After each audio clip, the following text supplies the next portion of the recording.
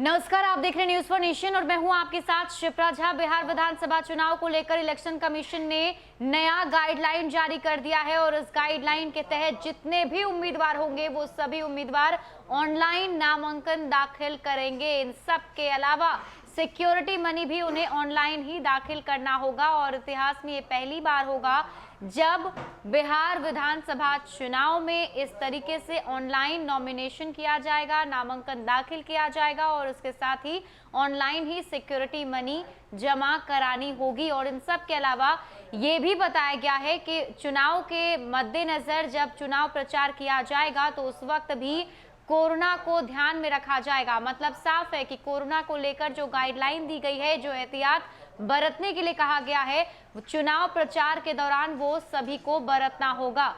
बिहार विधानसभा चुनाव के लिए चुनाव आयोग ने गाइडलाइन जारी कर बताया कि इस बार उम्मीदवार सिक्योरिटी मनी ऑनलाइन जमा कर सकेंगे। वहीं ऐसा पहली बार होगा जब चुनाव में कोई उम्मीदवार सिक्योरिटी मनी ऑनलाइन जमा करेगा। इसके अलावा उम्मीदवारों को नामांकन भी ऑनलाइन ही दाखिल करना होगा। वहीं चुनाव आयोग की गाइडलाइन के मुताबिक डोर टू डोर कैंपेनिंग के लिए उम्मीदवार के साथ ज्यादा से ज्यादा 5 लोग ही जा सकते हैं।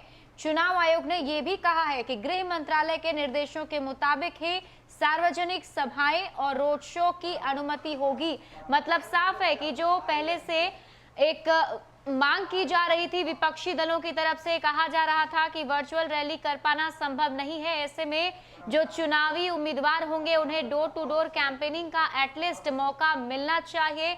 तो उसको कहीं ना कहीं ध्यान में रखा है चुनाव आयोग ने और ये साफ कह दिया है कि चुनाव प्रचार के लिए डोर टू डोर कैंपेनिंग जरूर करेंगे उम्मीदवार, लेकिन उस वक्त भी उनके साथ सिर्फ और सिर्फ 5 लोग होंगे और उन उम्मीदवार को जो है ध्यान में रखना होगा कि कोरोना से कैसे बचे रहे। मतलब साफ है कि एहतियात जो है बरतनी पड़ेगी। इन सब के अलावा चुनाव आयोग ने इलेक्शन के दौरान कोरोना संकट को ध्यान में रखते हुए सावधानियां बरतने की भी बात कही है। गाइडलाइन में कहा गया है कि face mask, sanitiser, thermal scanner, gloves, facial PP kits का इस्तेमाल चुनाव प्रक्रिया के दौरान किया जाएगा और सोशल डिस्टेंसिंग के नियमों का भी पालन किया जाएगा।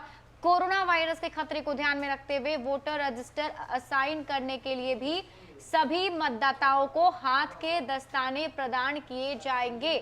मतदाताओं को ईवीएम मशीन में वोटिंग से पहले दस्ताने दिए जाएंगे।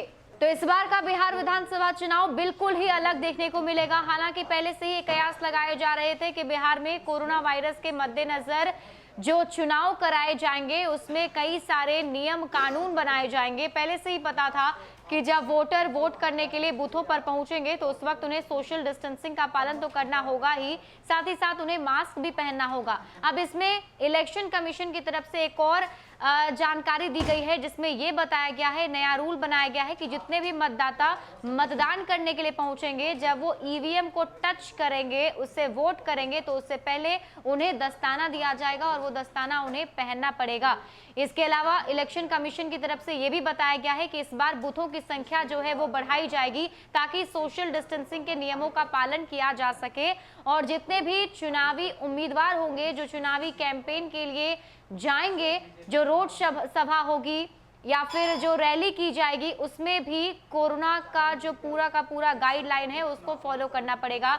मतलब वहां भी आपको सोशल डिस्टेंसिंग मेंटेन करना होगा और वहां पर भी मास्क जो है पहनने होंगे, सैनिटाइजर आपके पास होना चाहिए, जो थर्मल स्कैनिंग मशीन होती है वो आपके पास होनी चाहिए और इन सब को ध्यान में रखते हुए ही आप चुनावी कैंपेन कर सकते हैं।